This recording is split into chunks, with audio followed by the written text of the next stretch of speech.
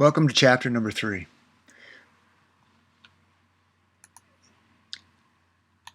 Here are some of the ideas that we're going to talk about, or concepts. Primarily we're going to talk about families and how family influences all of us, how we grew up and such, and how that fits into, or will ultimately fit into, how we communicate on a business level. So here's some of the ideas as you read the chapter again. Make sure that you do read each chapter carefully. These lectures or overviews are no substitute for actual reading. Okay.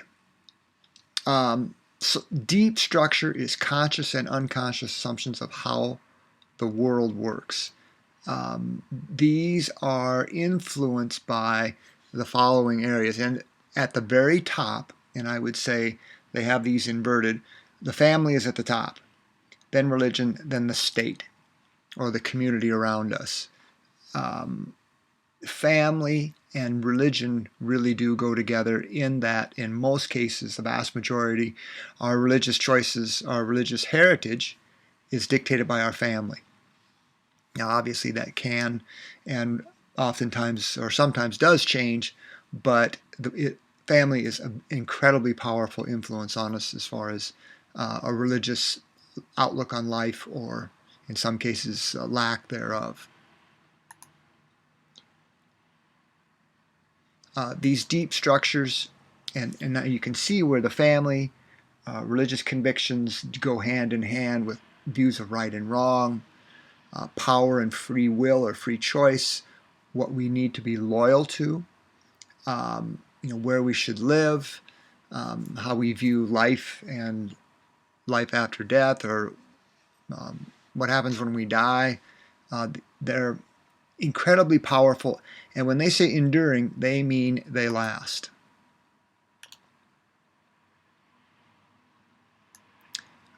These social structures,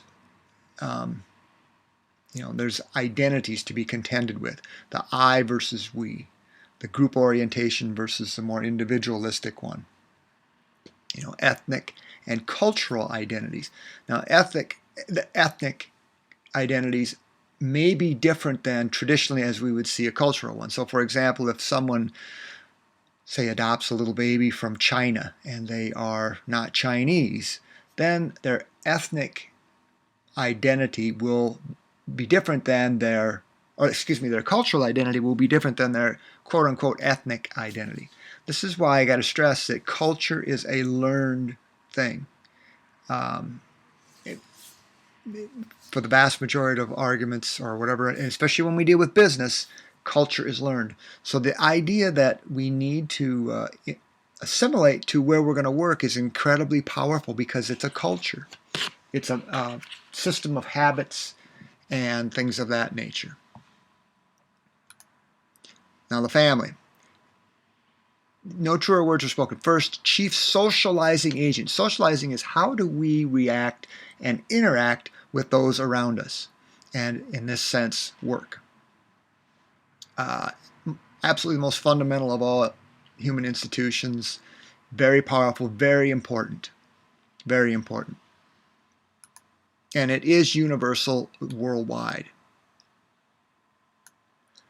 Family defined, I'm not going to read this to you. Well, I will too read it. A family is any sexually expressive or parent-child or kin relationship in which people, now I'm not sure why they use the word sexually expressive, but we've got a mom and a dad. How about that?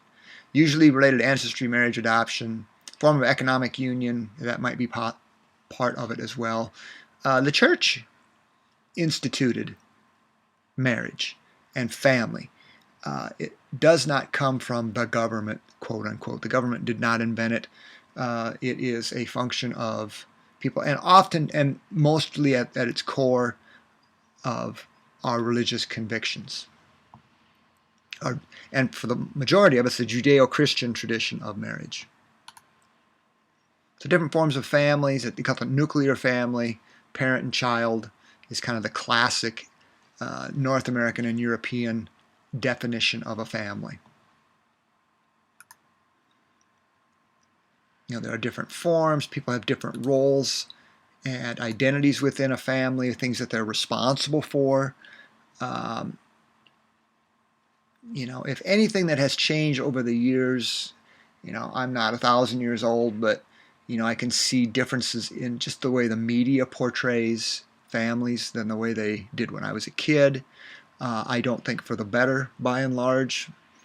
But it is a change nonetheless that we need to be aware of. There are other views of family. It's usually formed in marriage, however. There are social changes, though, that are making the transformation of U.S. families a stronger reality all the time. Economics, technology, demographics, roles for women. These are then going to spill over into how the workforce is made up and how it communicates. There's far more women in the workforce than there was, 50, 60 years ago for sure. And that has a deep impact on communication.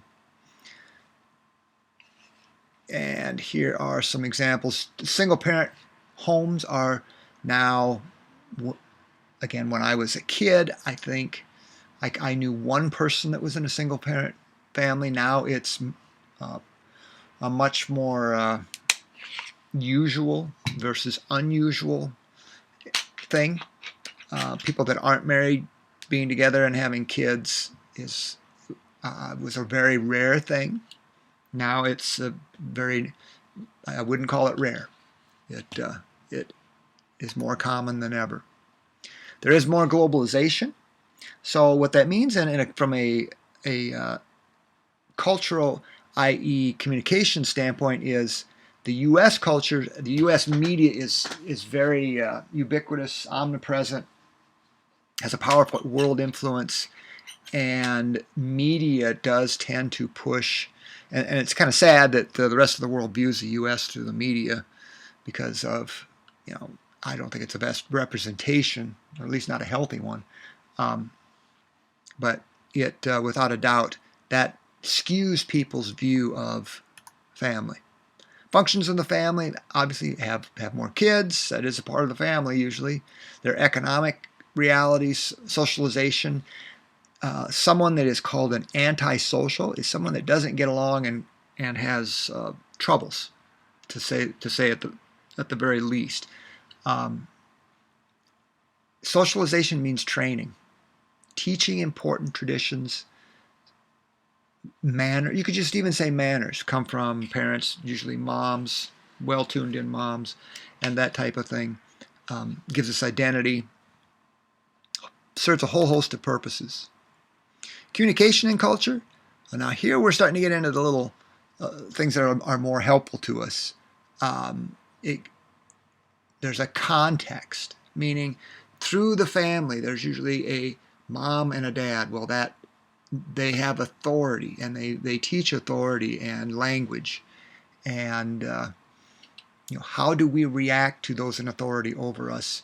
And a lot of that comes from the training that we've had. And no training is training as much as it is.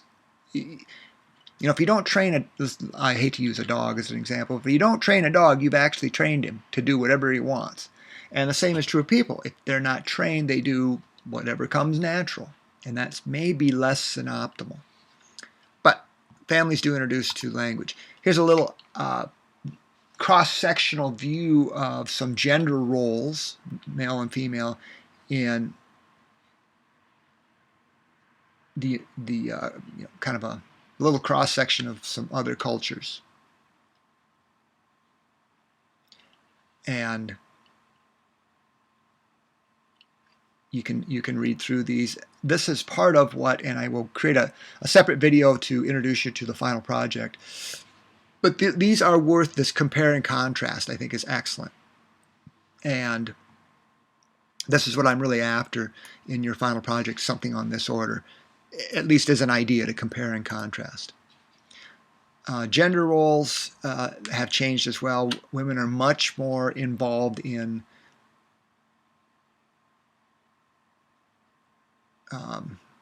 business than they have ever been before.